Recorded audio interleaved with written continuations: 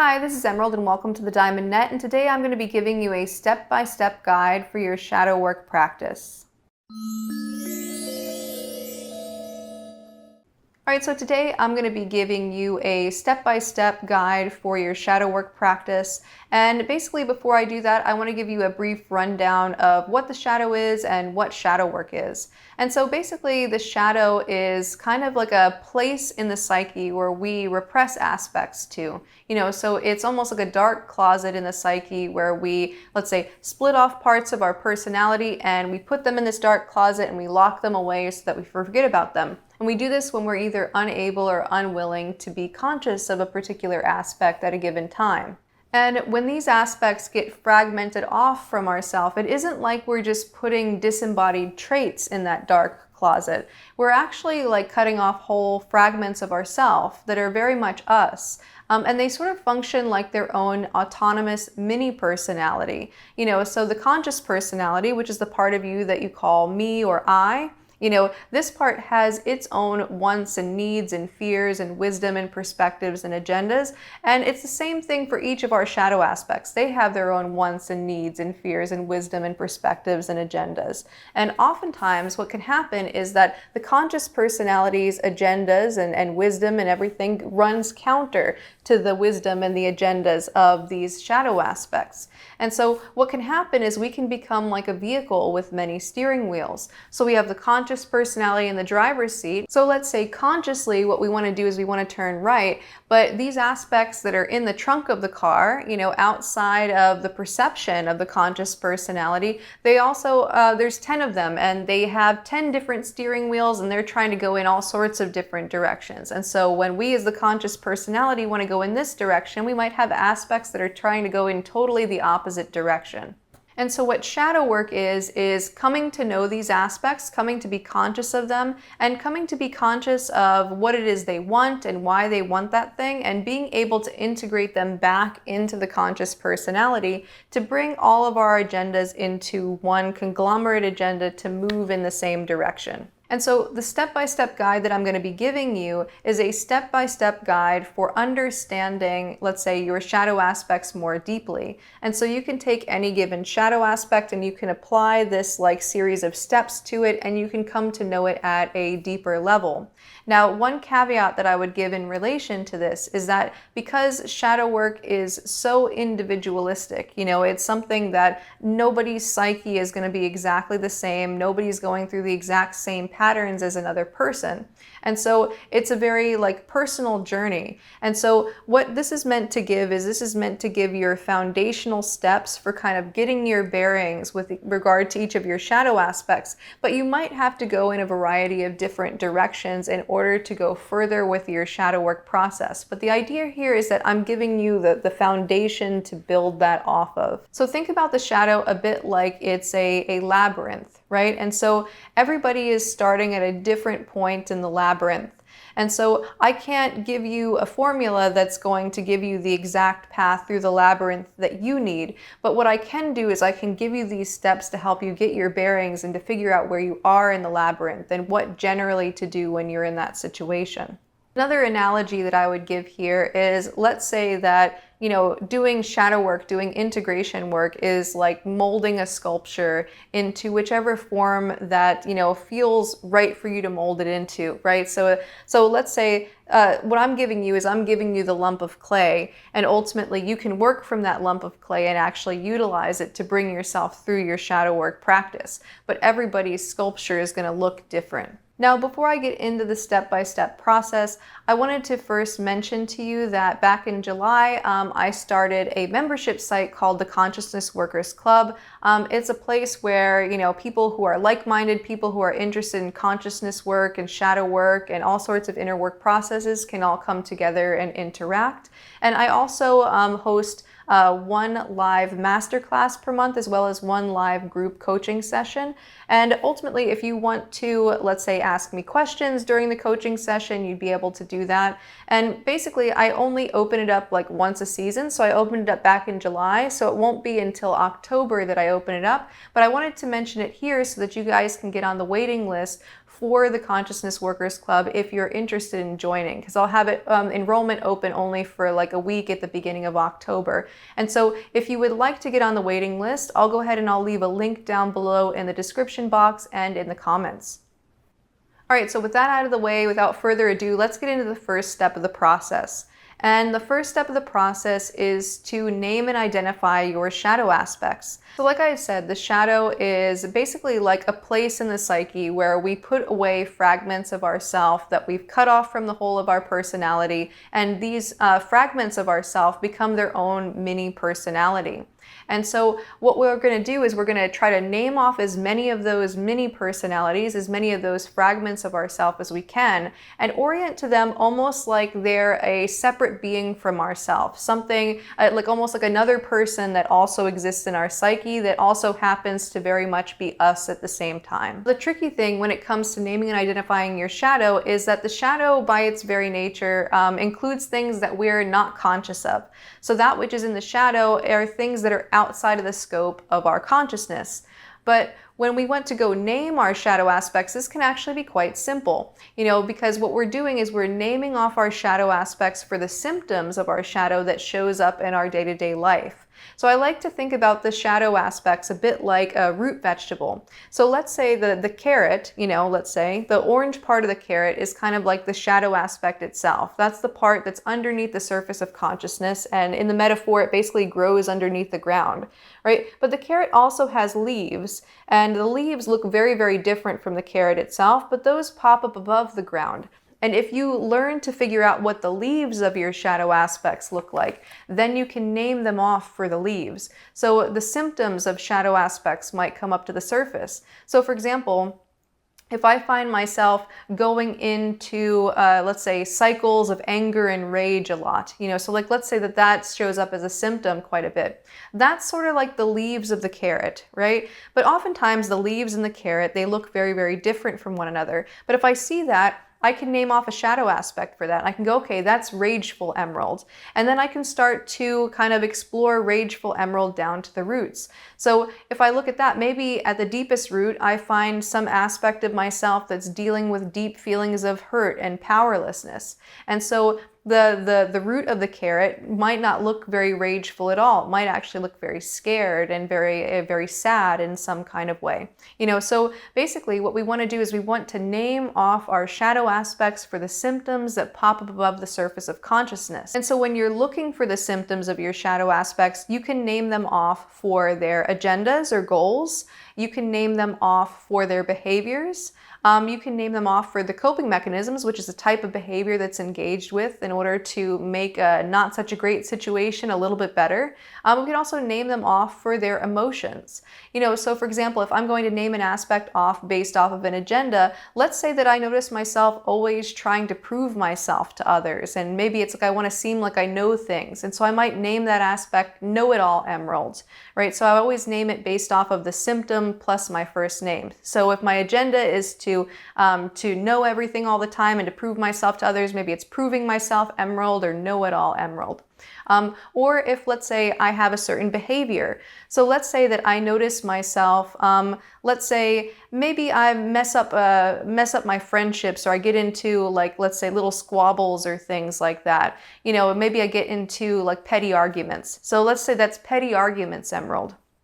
And I can explore Petty Arguments Emerald down to the deeper roots of whatever's underneath that. Or let's say if I notice myself engaging in some kind of coping mechanism, like an addiction, maybe I'm scrolling on my phone all the time or something like that. So like, let's say that could be Scrolling Emerald or Social Media Emerald, or like, fill in the blank, whatever rolls off the tongue. And then basically I can explore that down deeper to what's underneath that. Maybe I'm trying to avoid some kind of feelings of emptiness or avoid some other negative emotion. And so I'm like distracting myself. And then I can also name aspects based off of, let's say, certain emotional states that come up frequently. So like I had mentioned earlier, like let's say if I'm constantly chronically feeling anger in all sorts of situations, that could be Angry Emerald or Rageful Emerald. So that's the first step. to name off your shadow aspects based off of their symptom plus your first name. And then once you've named off one of your aspects, you can move on to the second step in the process. So the second step in this process is to determine whether that aspect is a protector aspect or a vulnerable aspect. So with protector aspects are facets of the personality or shadow aspects that are specifically spawned off in order to protect or serve the conscious personality or another shadow aspect. So a protector aspect, something might be doing something like, let's say, self-criticism tends to be a protector aspect. So it's kind of like, oh, if I police myself from the inside, maybe I'll avoid judgment on the outside. So it's meant to protect us from judgment from the outside.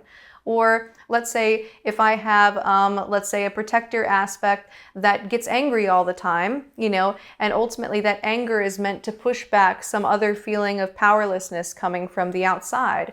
Or maybe I have a protector aspect that likes, let's say, judges other people, and it judges people because I'm dealing with shame, and let's say this helps protect me from those feelings of shame by making me feel superior through judgment. Now, the vulnerable aspects, on the other hand, are aspects that are repressed a little bit deeper than the protector aspects usually. These are the ones that have bore the brunt of a particular trauma or unmet need, and they're usually fewer than there are protector aspects, or probably always fewer, because ultimately every single vulnerable aspect is going to spawn off usually a handful of different protector aspects. So if I have an aspect of myself that has bore the brunt of a trauma like shame and has been kind of pushed away and put in the shadow because that shame was too intense to deal with, this vulnerable aspect might spawn off of it, an aspect, like I said, that always judges people to avoid shame, or an aspect that maybe is socially avoidant to avoid, let's say, embarrassment and to get away from shameful situations. Or it might, let's say, avoid thinking about our flaws, and that's like another protection mechanism. So every vulnerable aspect can have a litany of different protection mechanisms that come up off of it, making our protector aspects. So my experience is that people typically have just a handful of different vulnerable aspects and a variety of different protectors.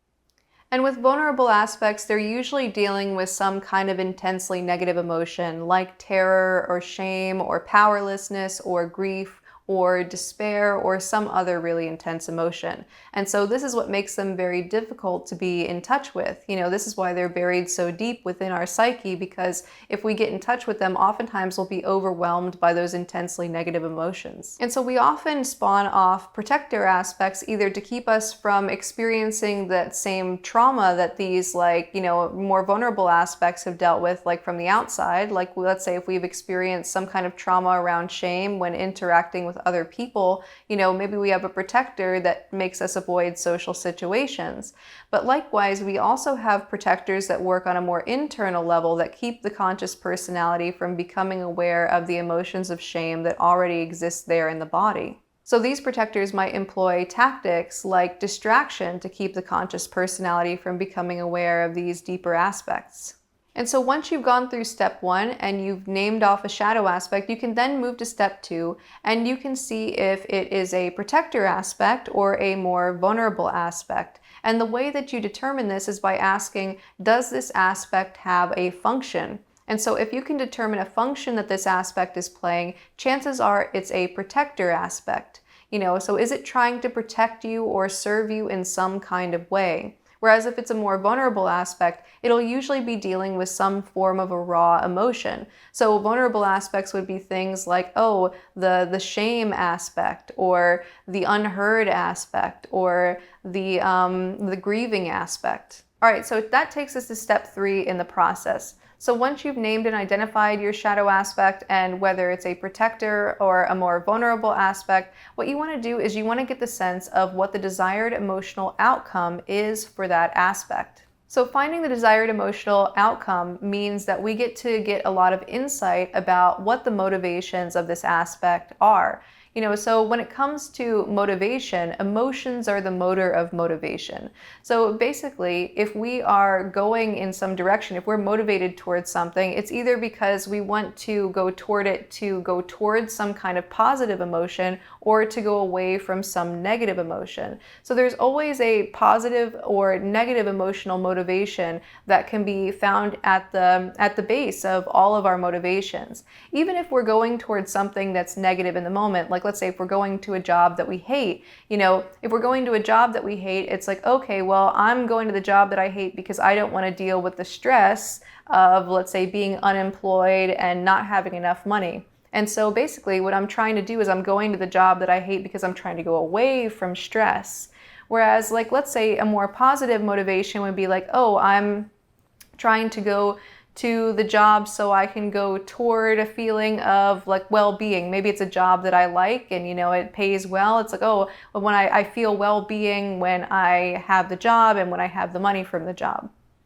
So all of our motivations can be understood in emotional terms of I was doing this because I wanted to go toward this positive emotional feeling state or to go away from this negative emotional feeling state. So to illustrate this, let me give an analogy. So let's say that there are two horse-drawn carriages, and in one horse-drawn carriage, there's a driver with a stick and a carrot, and he puts it out in front of the horse, and the horse moves forward to get the carrot. So the horse is going in a positive direction, positive motivation. Whereas let's say we have the other horse-drawn carriage, and the driver has a whip, and so the horse moves forward to get away from the whip. So they're both going in the same direction, but one is moving forward in order to get away from the negative feeling of the whip, whereas the other one is moving forward to get away from the positive feeling of eating the carrot. And so just like the conscious personality has its own emotional motivations, our shadow aspects are also motivated by their emotions as well. And so since we've named off our aspects based off of their symptoms, their agendas, their behaviors, their coping mechanisms, and their emotions, what we can do is we can look at that and we can determine what the desired emotional outcome is. What emotional state are we trying to go toward, or which emotional state are we trying to go away from? So for example, let's say that I notice myself people-pleasing and I suspect that this is a symptom of a deeper shadow aspect. And so I name this aspect people-pleasing emerald.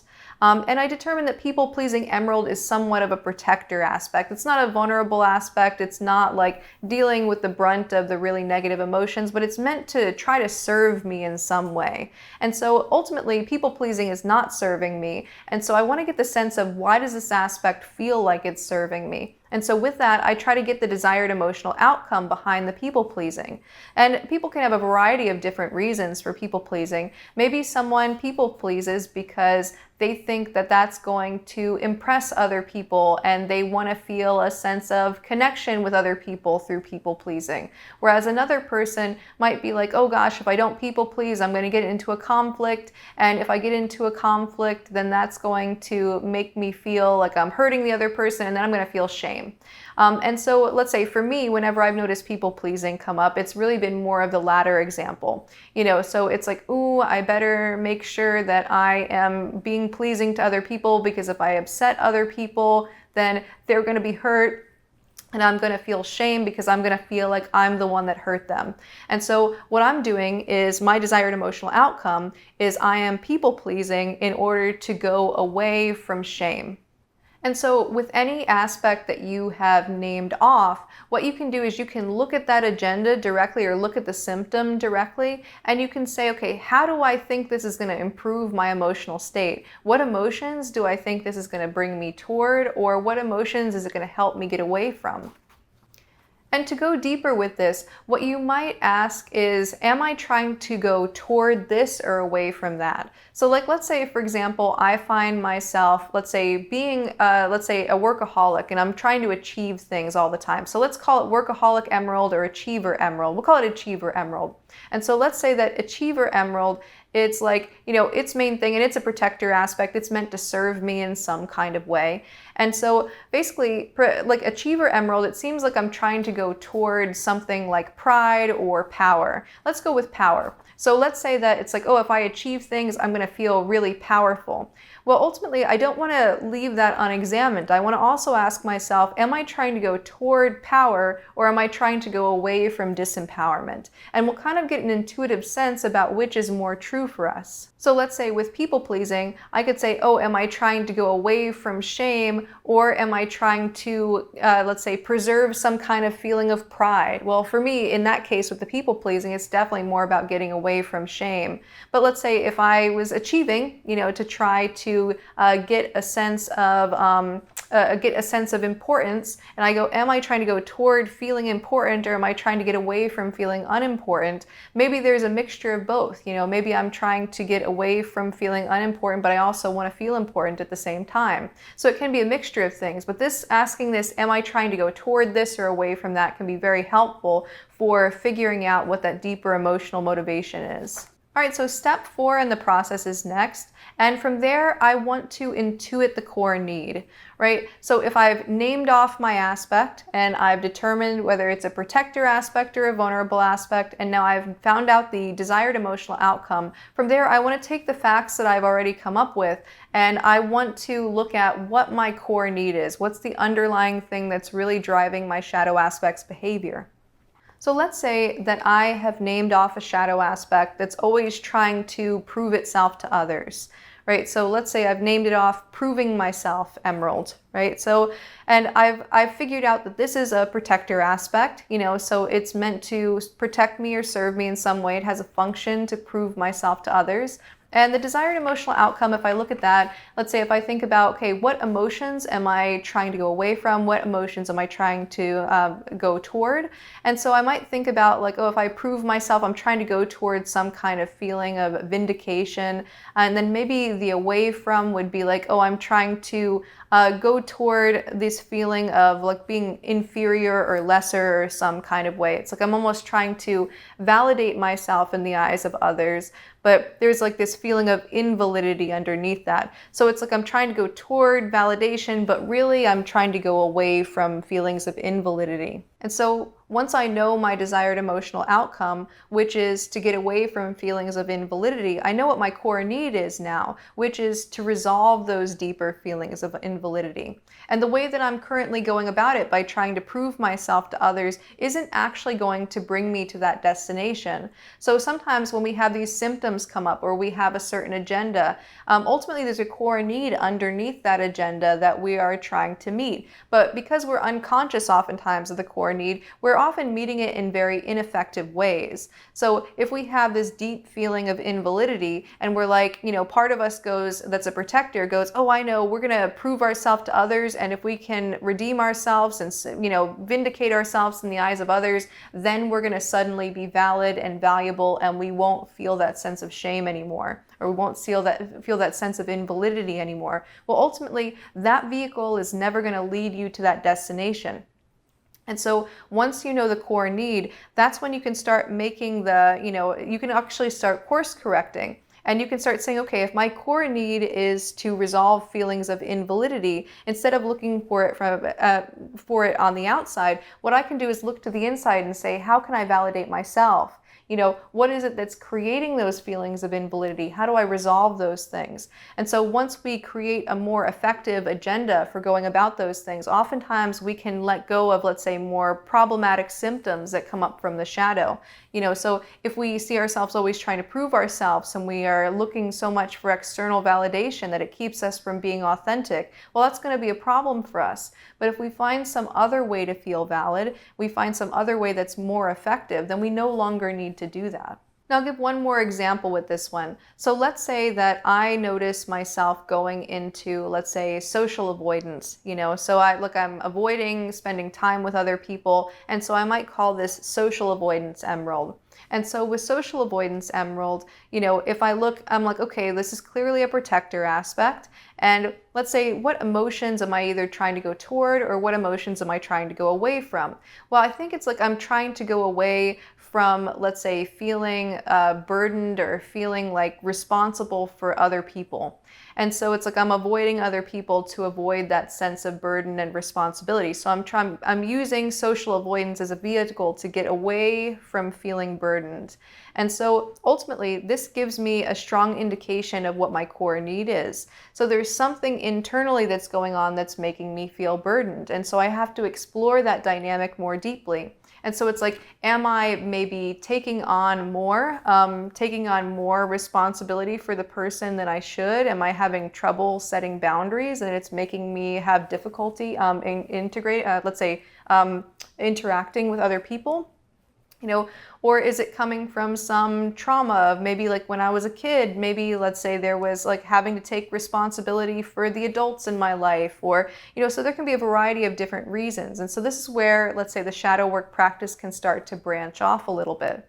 And so once we've intuited the core needs, we can start to course correct our agenda. We can start to explore into ways to meet those needs that are actually more effective for us. All right, now step number 5 in the process is to find out the reason why these aspects were repressed in the first place. So basically, whenever we repress aspects, there are 4 main reasons we have for that repression. One is identity maintenance, so to maintain a certain sense of ourself, so saying like, I'm like this and I'm not like that. So identifying with what we identify with to the exclusion of the opposite. So it's to maintain our identity and then also to maintain our worldview, so to keep a solid sense of like our understanding of how the universe works and how reality works and our place in it. Then we also repress aspects to cope with trauma and to cope with unmet needs. So with coping with trauma, these are the vulnerable aspects with the unmet needs and the trauma, because these are very, very intensely charged emotions that cause these aspects to be repressed. So basically, we might repress an aspect due to trauma because it's dealing with intense feelings of powerlessness that we're not able to hold space for, that we're not able to be with without feeling totally overwhelmed. Or an aspect has an unmet need and it feels this sense of desperation and despair that we're not able to sit with that emotion without feeling totally overwhelmed. And so in order to integrate a shadow aspect, what you have to do is you have to address its reason or reasons for why it was repressed in the first place. And it could be one of these 4 reasons, or it could be all 4 of them at once, or any combination of them.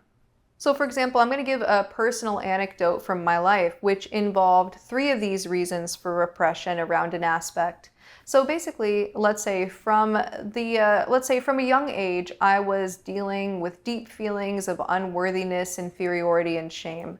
Like when I was like a very, very small child, I would even have the thought that, no one's ever going to want to marry me. Like that was like a thought that would come up like when I was like 5 years old. Or like, if I opened up a Walmart, like even though Walmart's a really popular store, nobody would want to come and shop at it because it's my Walmart.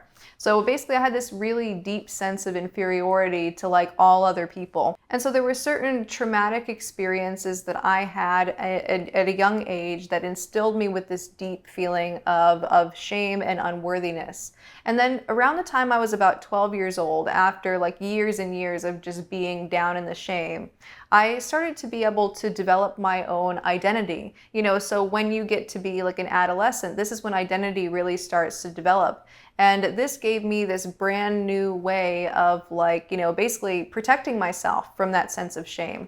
And one of the things that I had glommed onto was this idea of like pacifism as being like a really good way to be. Like my dad is a really pacifistic kind of person. And then like I would think about different people, like, I would think about Bob Marley as being somebody who is like really laid back and chilled out, or like, my kind of like limited understandings of Jesus and the Buddha, I would imagine them to be like really, really laid back and chilled out. And so at age 12, I started to craft this identity of myself as being this really passive, like laid back person, somebody who could experience anything, like water off the duck's back, and nothing was ever like a problem for me. And so I really liked the idea of like, okay, I'll just like, to turn the other cheek. It's like, even if somebody were to hit me, I would just tell them like, go ahead, hit the other cheek, So it was like this real kind of sense of like, almost like sacrificing all of my boundaries and, just pretending almost like that nothing bothers me. And I really started to conceptualize of myself that way.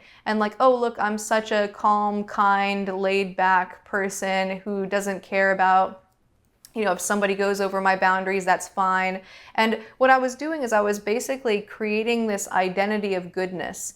So I was saying, okay, somebody who's a pacifist, that's good. Anybody who shows any sign of aggression is bad. And so if I can be the most passive person, if I can be the most allowing person, if I can be the most laid back person, then instead of feeling so inferior, I can start to feel superior. And so I built out this worldview that pacifism was an absolute good, and that any kind of aggression was a sign of a weakness of character and was an absolutely bad thing. And so people who would stand up for themselves, I would kind of see them as like below me at the time. I'd be like, oh, okay, well, it's like a way to get away from the shame. So it's like, oh, well, look at that person, they're standing up for themselves, but I can always turn the other cheek no matter what. And so I created this identity and this worldview, of being this like kind, passive, people pleaser person that doesn't get bothered by anything, and a worldview that identity slots into, where passivity means that you're good and aggressiveness means that you're bad in an absolute way. And then it's like, it was my way of like basically trying to stave off the feelings of shame by being able to create a positive sense of identity for myself, and trying to polarize into feeling superior in order to get away from feelings of inferiority. And I had basically pushed this feeling of shame down into the shadow.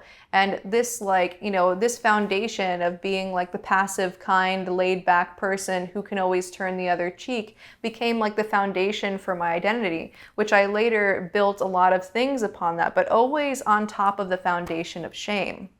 And it wasn't until I was 20 years old when I started to, let's say, have some, awakening kind of experiences, and started to, deal with some of the fallout from having built my identity on the foundation of shame.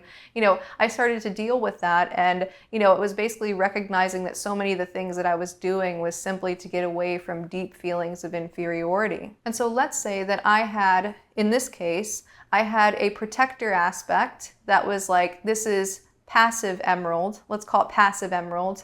And then let's say I had a deeper, more vulnerable aspect that this protector was protecting, and that was shameful emerald, the emerald that felt inferior. And so basically, if I go through it, I have this one protector and this one more vulnerable aspect. And my whole desire the whole time was always to get away from shame, get away from shame.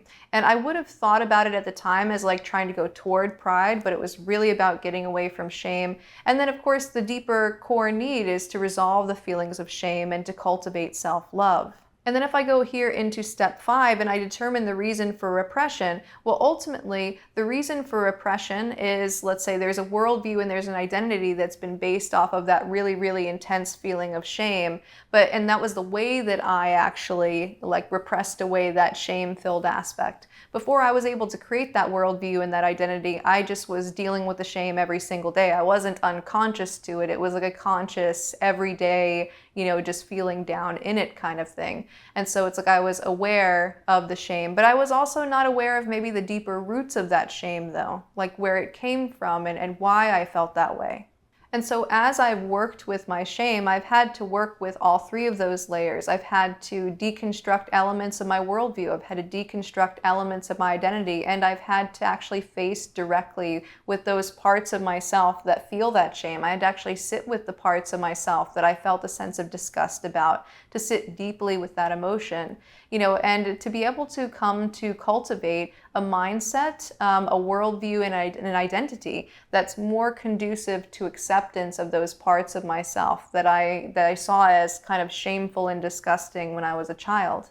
And so to bring it into, let's say, a more impersonal example, let's say that somebody has an aspect that's like, let's say we'll go back to the one that's like trying to be right all the time. It's like, well, why is that the person's trying to be right all the time? Well, it's clearly a protection mechanism for something.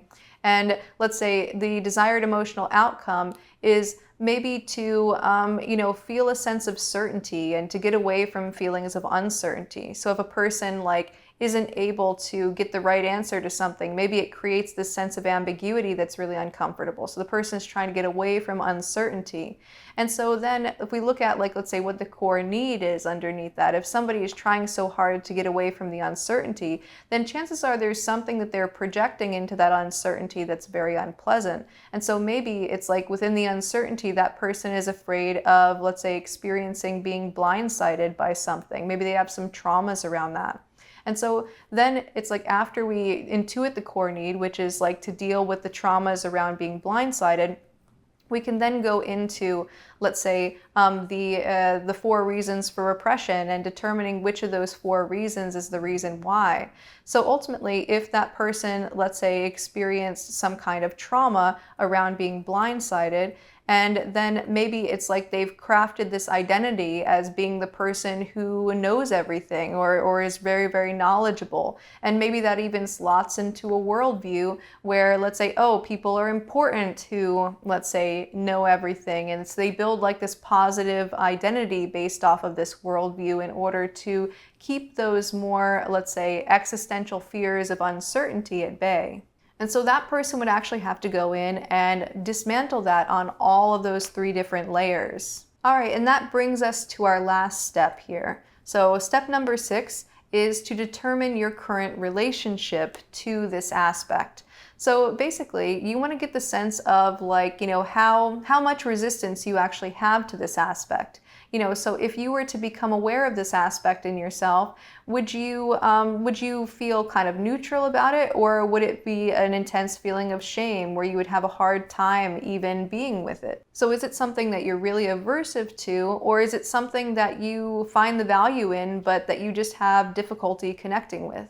And when you see this aspect of yourself, how do you feel? And if other people see it, how do you feel about them perceiving this about you? And how close are you to this aspect? Does it feel like something that's very, very deeply repressed, or does it feel like something that maybe comes above the surface from time to time? Does this aspect feel threatening to you? Can you see the positives in this aspect? So kind of ask yourself these types of questions to see what your relationship is to these shadow aspects. Anyway, so that's all I have for you for now. I hope that you enjoyed this video. If you did, go ahead, click the like button below and subscribe and leave me a comment down below. Also, if you would like to get on the waiting list for the Consciousness Workers Club, I'm going to leave a link down below in the description box and in the comments. And again, I'll be opening up enrollment for the Consciousness Workers Club in the beginning of October. Also, if you would like to learn more about the shadow, you can check out my free Shadow Integration Masterclass at shadowintegration.org/masterclass. Anyway, that's all I have for you for now, and until next time, keep becoming more you.